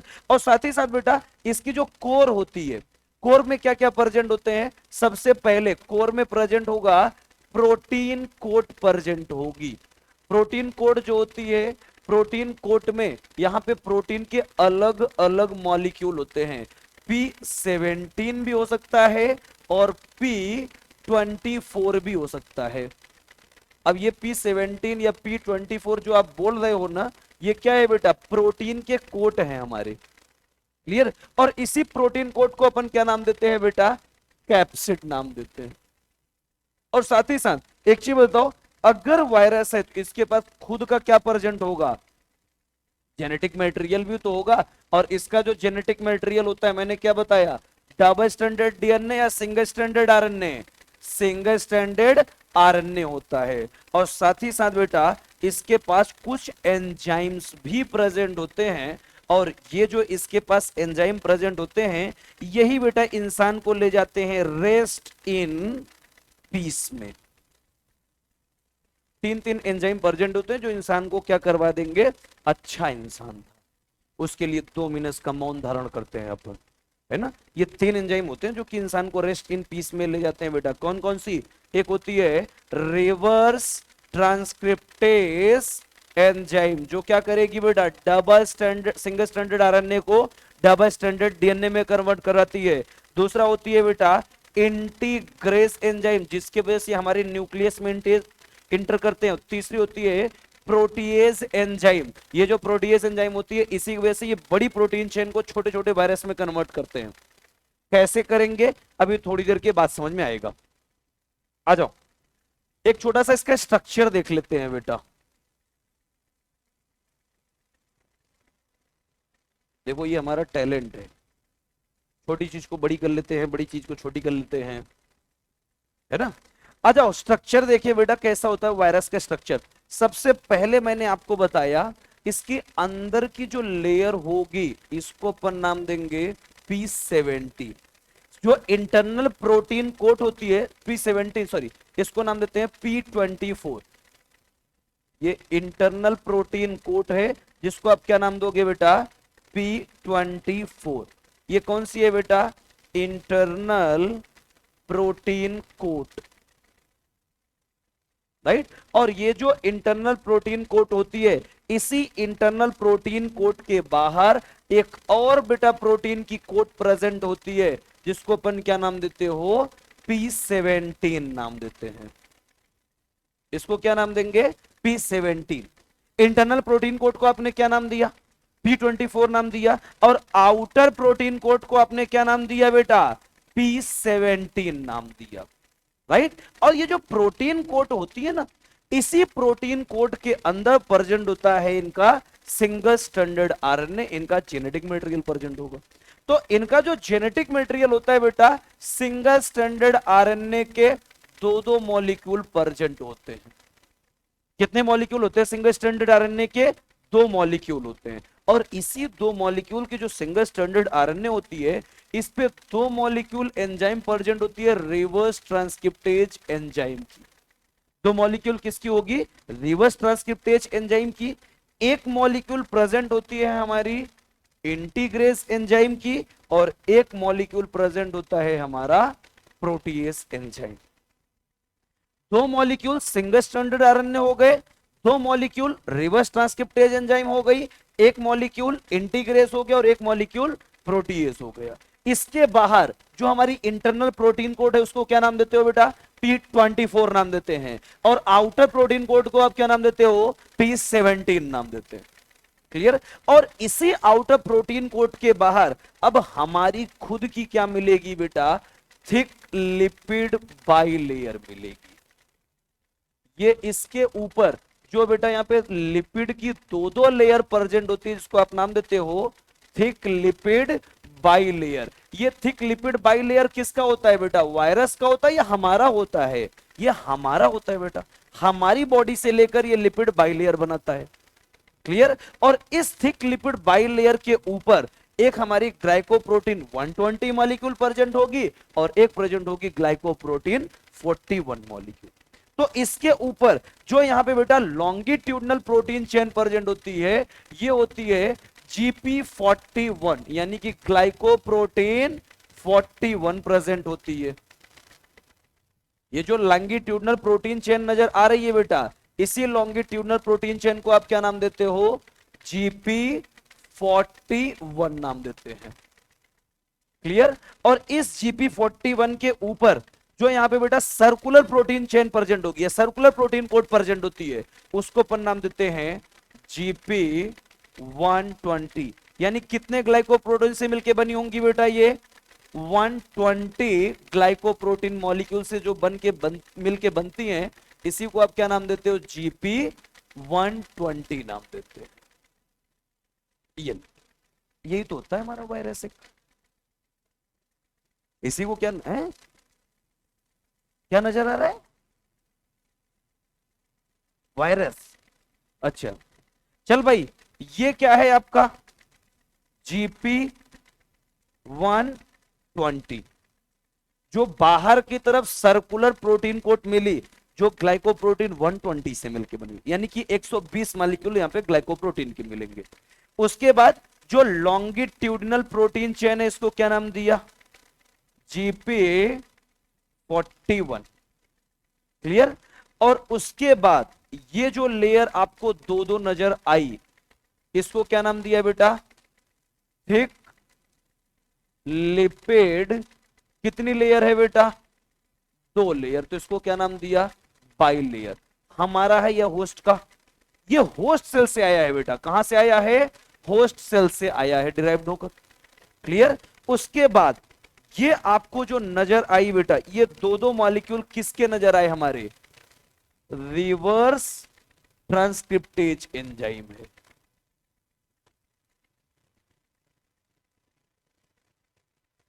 ये कौन सा एंजाइम है बेटा? रिवर्स ट्रांसक्रिप्टेज एंजाइम है। फिर उसके बाद एक मॉलिक्यूल, ये किसका है बेटा? हमारे प्रोटीएस का। ये क्या है अपना? प्रोटीएस। कितने मॉलिक्यूल है बेटा? एक। रिवर्स ट्रांसक्रिप्टेज कितने मॉलिक्यूल है? दो। और एक मॉलिक्यूल, ये कौन सा एंजाइम हुआ हमारा? इंटीग्रेस। बस इतना ही तो टोटल होता है। और उसके बाद ये क्या मिला आपको? Single standard RNA. Single standard RNA कितने हैं बेटा? यहां पे दो मॉलिक्यूल प्रेजेंट है टोटल। क्लियर। अब बताओ इस डायग्राम में कोई डाउट हो तो? किसी को कोई डाउट? अब आ जाओ। ये वायरस कंप्लीट HIV वायरस होता है। ये हमारी बॉडी में इंटर कैसे करता है? ये जो इनकी GP120 आपको नजर आ रही है ना, ये GP120, इस जीपी 120 पर एक रिसेप्टर प्रेजेंट होता है बेटा, जिसको अपन नाम देते हैं CD4 रिसेप्टर। कौन सा रिसेप्टर प्रेजेंट है इनके पास?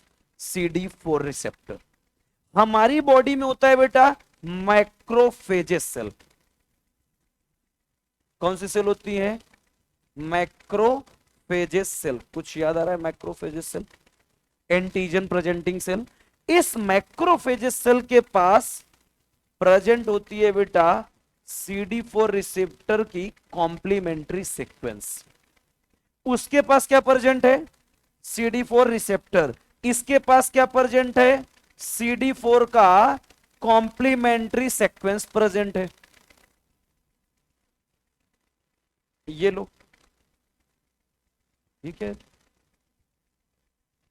यहां प्रेजेंट है CD4 रिसेप्टर का कॉम्प्लीमेंट्री सीक्वेंस, वहां क्या प्रेजेंट है?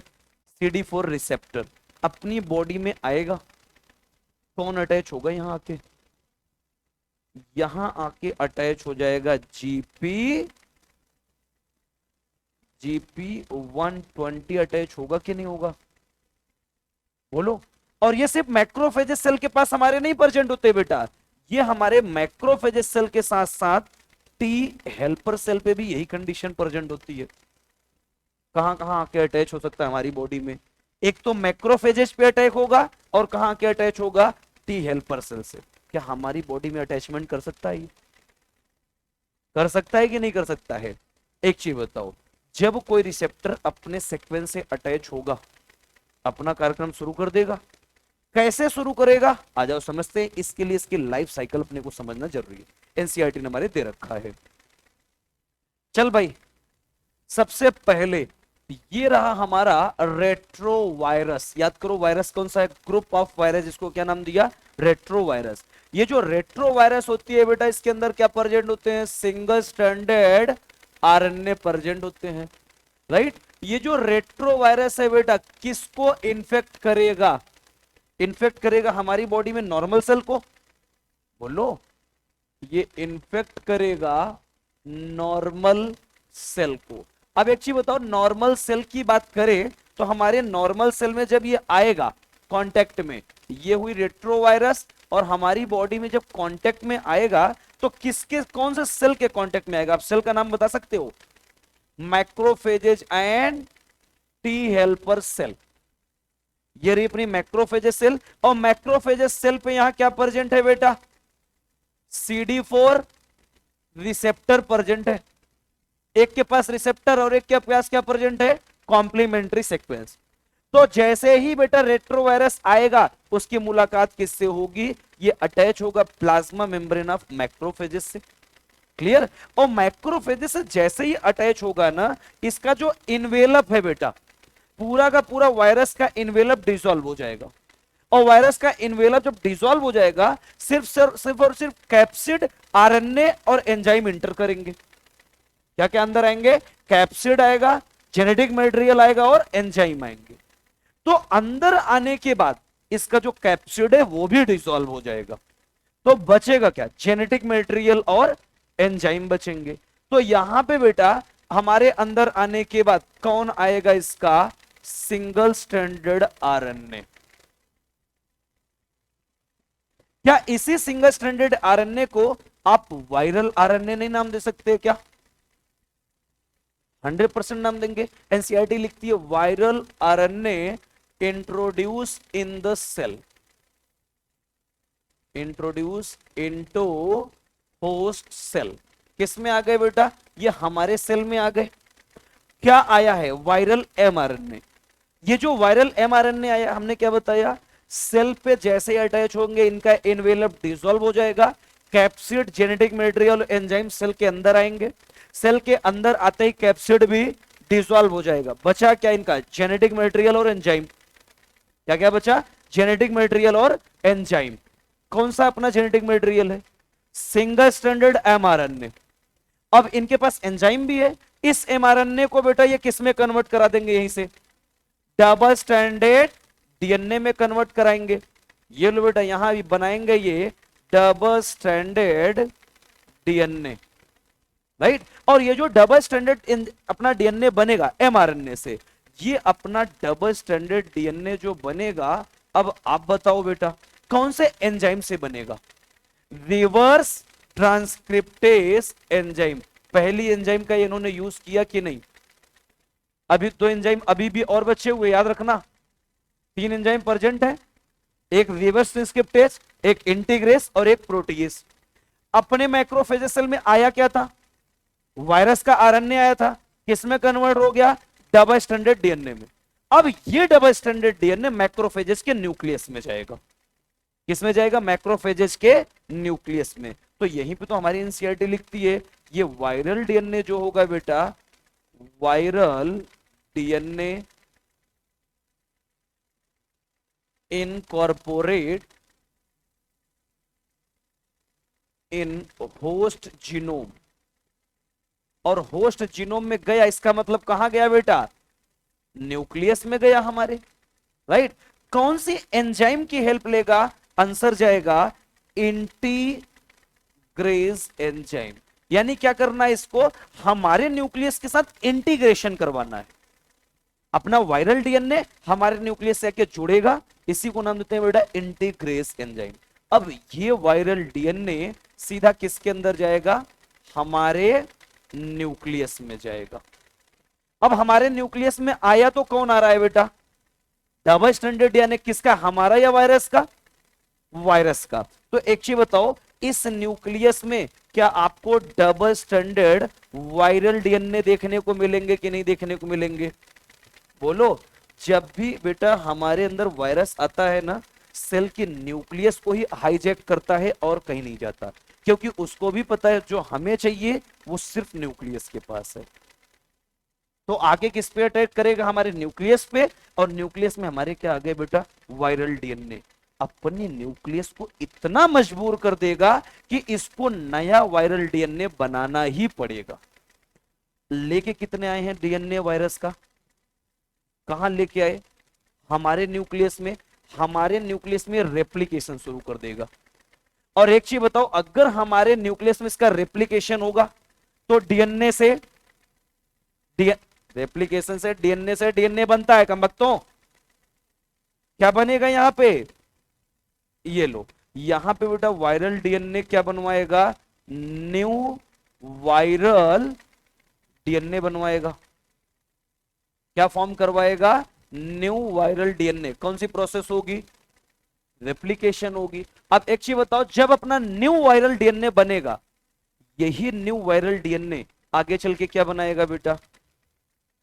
New viral mRNA. क्लियर? और अगर न्यू वायरल एमआरएनए बनी, यही न्यू वायरल एमआरएनए बनने की प्रोसेस को क्या नाम दोगे आप? ट्रांसक्रिप्शन नाम दोगे। पक्की बात। अब एक चीज बताओ, जब आरएनए बन गया तो इस आयरन का क्या बनाएंगे अपन? प्रोटीन बनवाएंगे। ये लो बेटा, यहां से बनेगा हमारा न्यू वायरल प्रोटीन। प्रोसेस का नाम क्या होगा बेटा? ट्रांसलेशन होगा। इसने क्या करवाया? ट्रांसलेशन करवाया। और ट्रांसलेशन करवाने के बाद क्या बनवाया? न्यू वायरल प्रोटीन बनवाया। लेकिन जो वायरल प्रोटीन बनते हैं ना, ये वायरल प्रोटीन के चेन बेटा बहुत बड़े बड़े होते हैं। यहां पे जो वायरस की प्रोटीन बनी है उनकी बड़ी बड़ी चेन होती है। तो इस बड़ी चेन को छोटे छोटे पीसेस में जो कट करने का काम करती है बेटा, वो काम करेगी इनकी अब प्रोटीएस एंजाइम। क्या करेगी बेटा? प्रोटीएस एंजाइम बड़ी प्रोटीन चेन को इसमें कन्वर्ट करेगी बेटा, छोटे छोटे प्रोटीन चेन में कन्वर्ट करेगी। ये लो, ये छोटी छोटी प्रोटीन चेन बनी। अब इसी प्रोटीन चेन पे कुछ देर के बाद बनेगा बेटा इनका कैप्सिड, और इसी के ऊपर क्या बन जाएगा बाद में? इन्वेलप।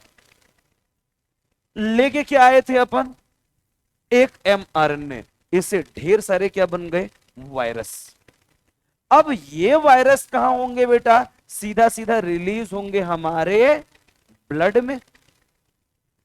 कहां रिलीज होंगे? हमारे ब्लड में रिलीज होंगे। और ब्लड में रिलीज होने के बाद ये क्या करेंगे बेटा?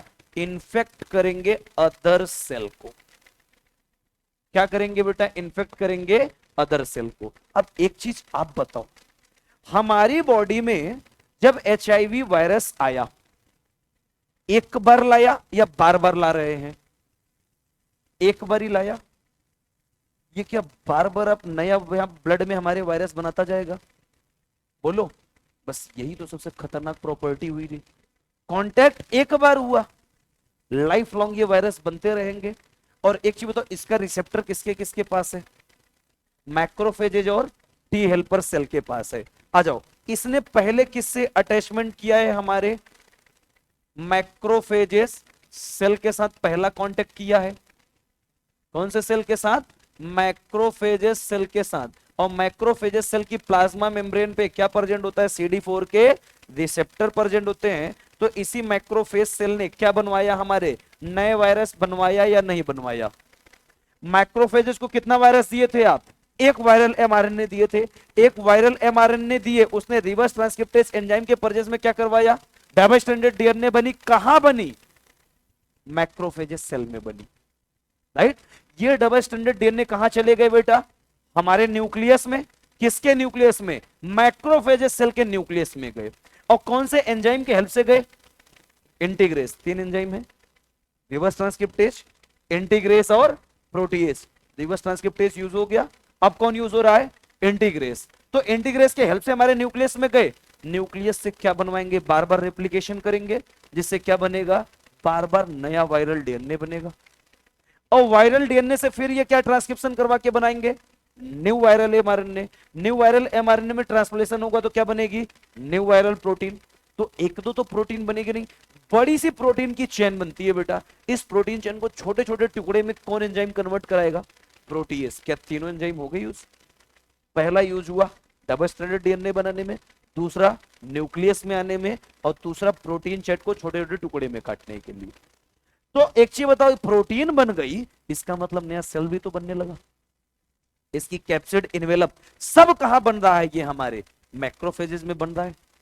यहां से रिलीज होकर ब्लड में जाएगा, जो कि इन्फेक्ट करेगा दूसरे सेल को। मैक्रोफेजेस सेल इन्फेक्टेड हो गई। अब कौन इन्फेक्ट होना बाकी है?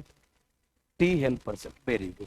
अब किसको इन्फेक्ट करेगा? ये टी हेल्पर सेल। अपने मैक्रोफेजेस को एक बार आपने दिया था वायरस, या बार बार दे रहे हो? एक बार। बार बार क्या बनाएगा? वायरस बनाएगा। इसीलिए मैक्रोफेजेस को अपन क्या नाम देते हैं?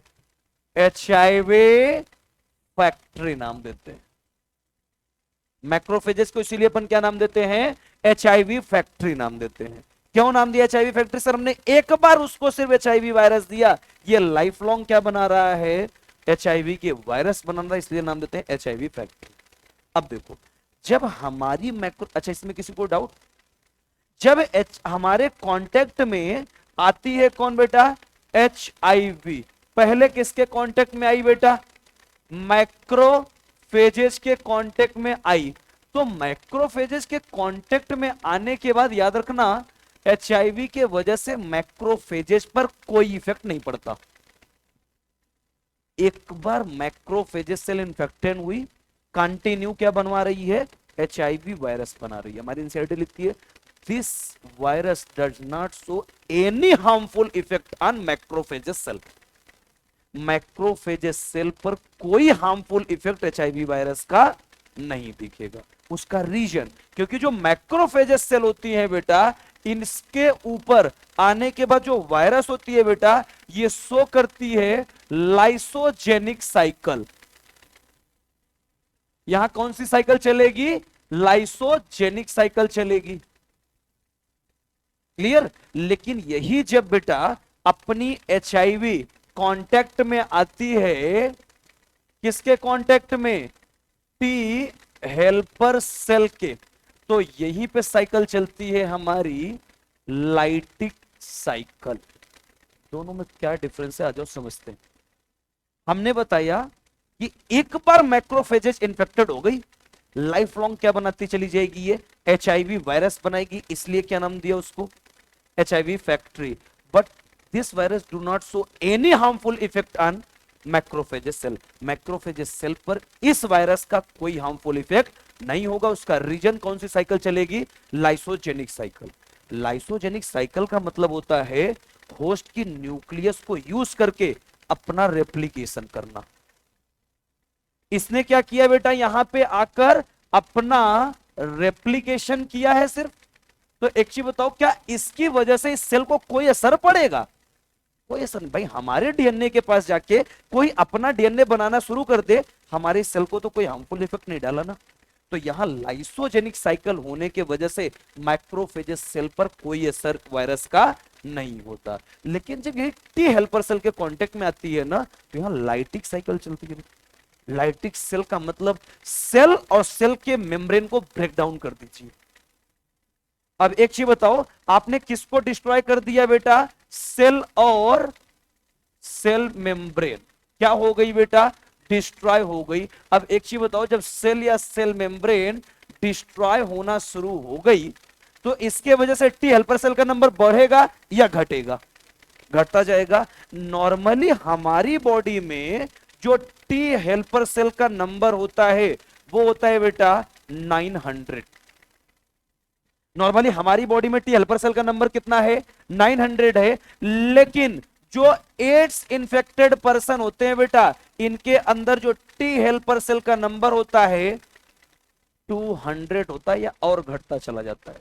अब आप गेस करके देखो, टी हेल्पर सेल का नंबर बहुत ज्यादा हमारे अंदर, तो एक चीज बताओ, टी हेल्पर ही किसको एक्टिवेट करता है? टी किलर को, और याद करो बी प्लाज्मा को। कुछ याद आया? अगर हमारी बॉडी में कोई पैथोजन आया तो टी हेल्पर टी किलर को एक्टिवेट करेगा, ये उसको किल कर देगी। Programme cell death, cellular immunity. लेकिन साथ ही साथ बी प्लाज्मा को एक्टिवेट किया, क्या रिलीज करवाएगी? एंटीबॉडी। ये एंटीबॉडी भी जाके किल करेंगे। अगर ये टी हेल्पर का नंबर हम कम करते चले जाए, क्या टी किलर और बी प्लाज्मा का एक्टिवेटर बचेगा? नहीं बचेगा। जब एक्टिवेटर ही नहीं बचेगा, तो ना तो टी किलर अपना काम करेगी, ना तो बी प्लाज्मा काम करेगी। कोई भी पैथोजन आएगा, क्या उसको अपन किल कर पाएंगे? नहीं किल कर पाएंगे। तो एक चीज बताओ, हर टाइप के पैथोजन हमारी बॉडी को इन्फेक्ट करना शुरू करेंगे कि नहीं? जिसके वजह से बेटा ग्रुप ऑफ सिम्टम्स देखने को मिलेगा। और ग्रुप ऑफ सिम्टम्स को तो सिंड्रोम नाम देते हो। बस इंसान का हिसाब किताब यहीं से फाइनल हो जाएगा।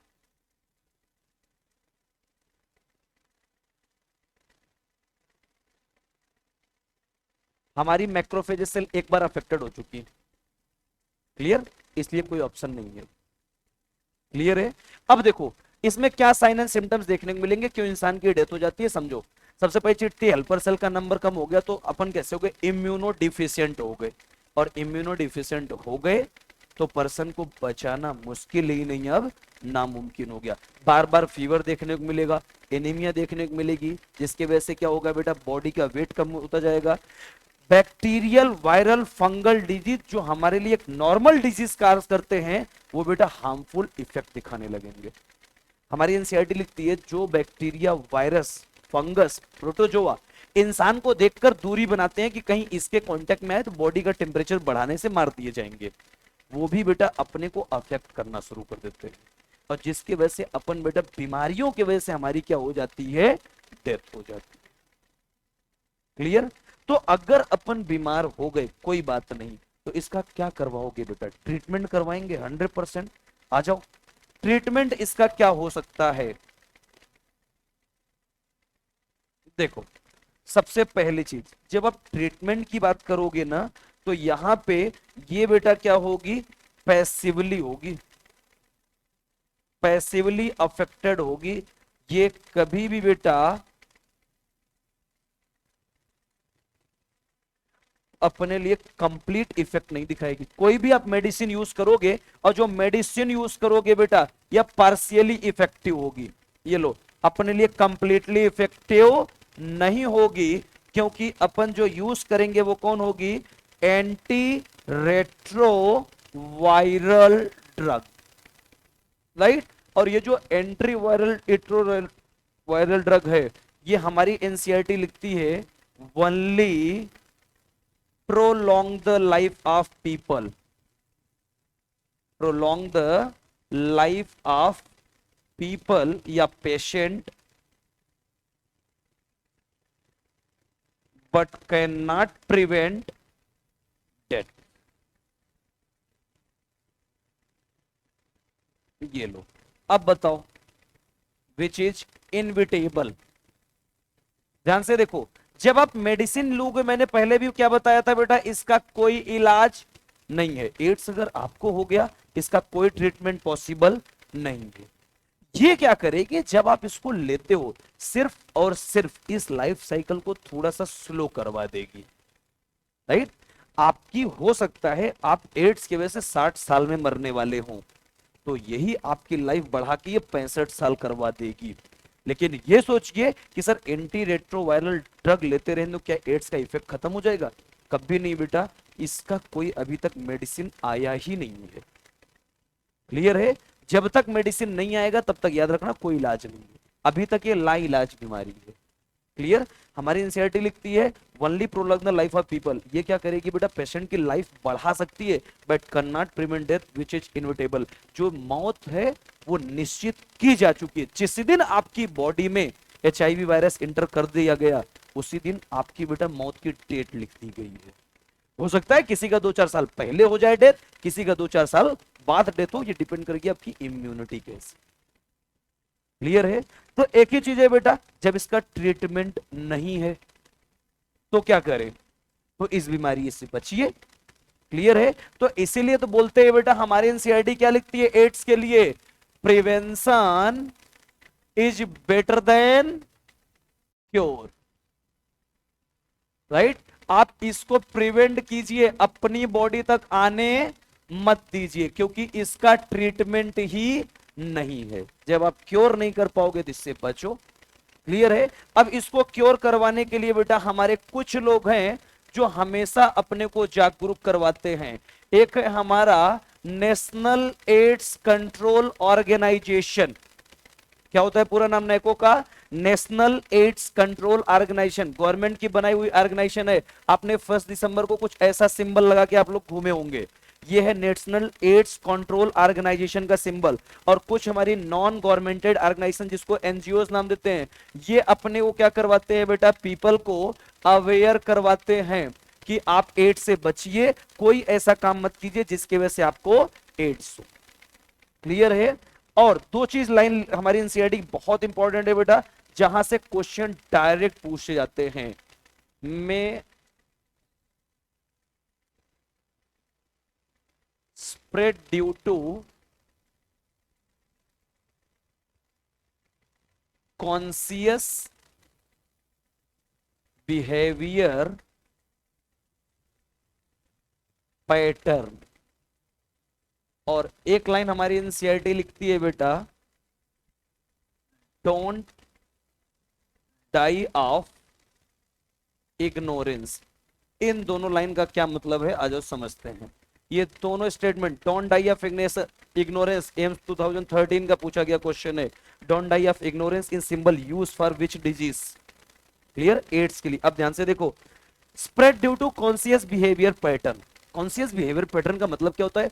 पता सबको है कि अनप्रोटेक्टेड सेक्सुअल इंटरकोर्स करेंगे एड्स होगा, इंट्रावीनस ड्रग लेंगे सबका यूज किया हुआ तब भी होगा, मल्टीपल पार्टनर के कांटेक्ट में आएंगे तब भी होगा, लेकिन फिर भी जानबूझ के करते हैं।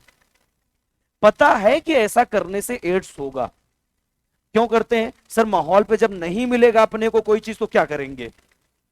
बातों बातों माहौल बन गया, तब ये थोड़ी ना सोचेंगे अब अपने को प्रोटेक्शन चाहिए, अनप्रोटेक्टेड सेक्सुअल इंटरकोर्स ना करें। लेकिन ये क्या है बेटा, इसी को बोलते हैं कॉन्शियस। पता सबको है कि अगर अनप्रोटेक्टेड सेक्सुअल इंटरकोर्स हुआ या मल्टीपल पार्टनर के कांटेक्ट में गए तो अपने को 100% एड्स होना है। लेकिन क्या हुआ भाई, कैजुअल रिलेशनशिप बना, आप कहां ढूंढने जाएंगे कंडोम, कहां मिलेगा? खत्म कहानी सर, जो हो रहा है होने दो।